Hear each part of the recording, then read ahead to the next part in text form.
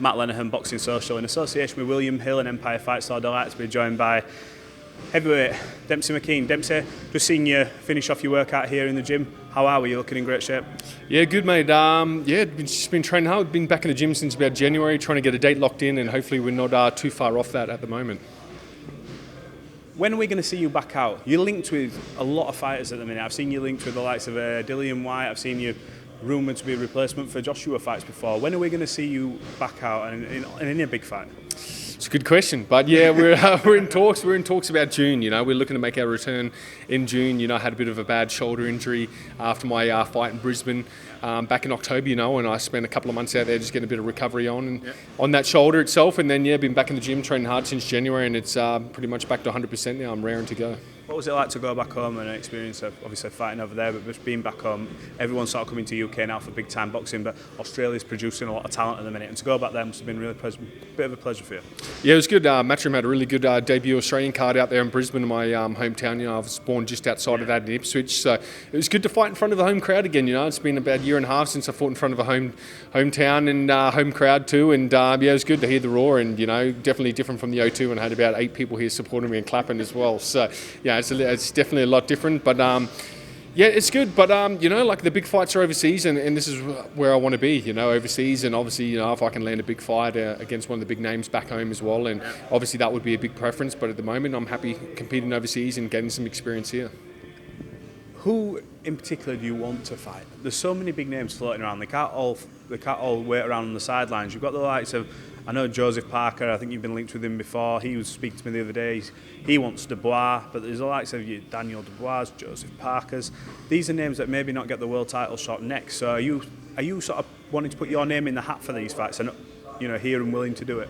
Yeah, I think you got to be realistic with it as well. You know, you can't just go straight to the top and, you know, expecting to fight with Fury and Usyk, the ones with the belts. And, you know, we have been linked with AJ. So I think these are all good fights. Dillian White, Joseph Parker, big fight for Joseph Parker and me back home. That's huge.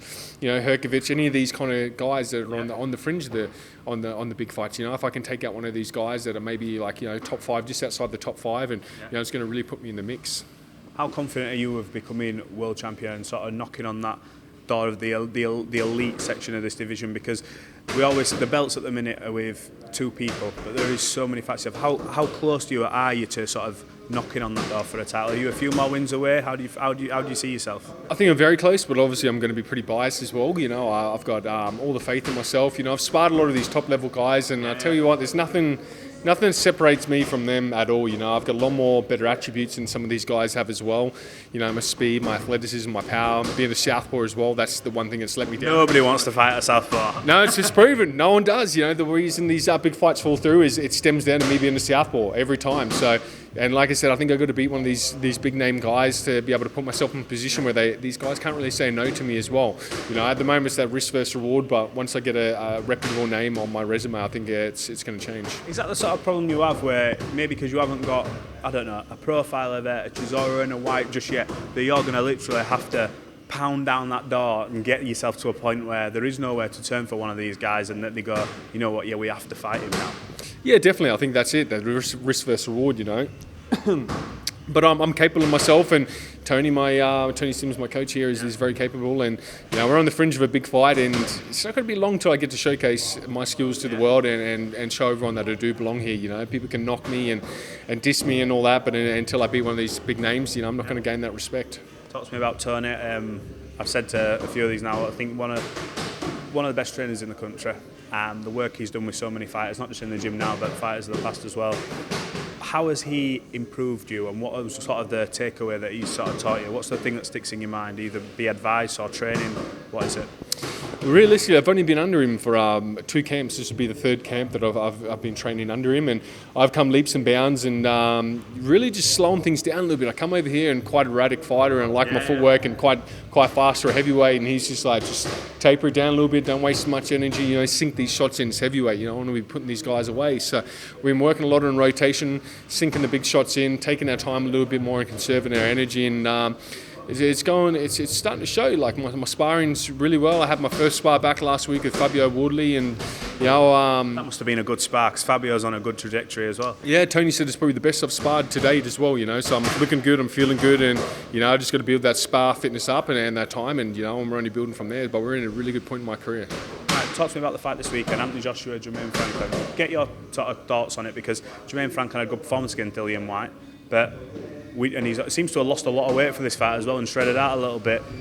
Is this a banana skin for Joshua? Do you think Jermaine's got a realistic chance of beating him? It's like I don't like how people are just automatically writing Franklin off. It's just like, and I'm probably the same. When I take on a big fight, people are the first ones to kind of write me off as well, just because we haven't had that opportunity on that top level. But those are the casual fans, and people don't understand boxing. But this is heavyweight boxing. Things can change very quickly. We saw that with Ruiz and AJ. He turned the tables pretty quick. But I think AJ does have the style. Styles make fights, and he's got the skill set to be able to take Jermaine Franklin out. I think it's going to be a competitive fight at times. Franklin's going to have his moments, but I think AJ, too big, too strong, has that experience, too powerful. I think he might put him away maybe later rounds, maybe round 7 or 10. Well, we're looking forward to it. We're also looking forward to seeing you back out. Look, Dempsey, we'll catch up closer to when your fight gets announced. Fingers crossed for June, because I know you're raring to go. And like I said, you're doing the work with Tony in this gym. So we want to see you back out. And hopefully, once you get this next fight out of the way, huge fight for you. So, look, appreciate you talking to Boxing Social. We'll catch up soon.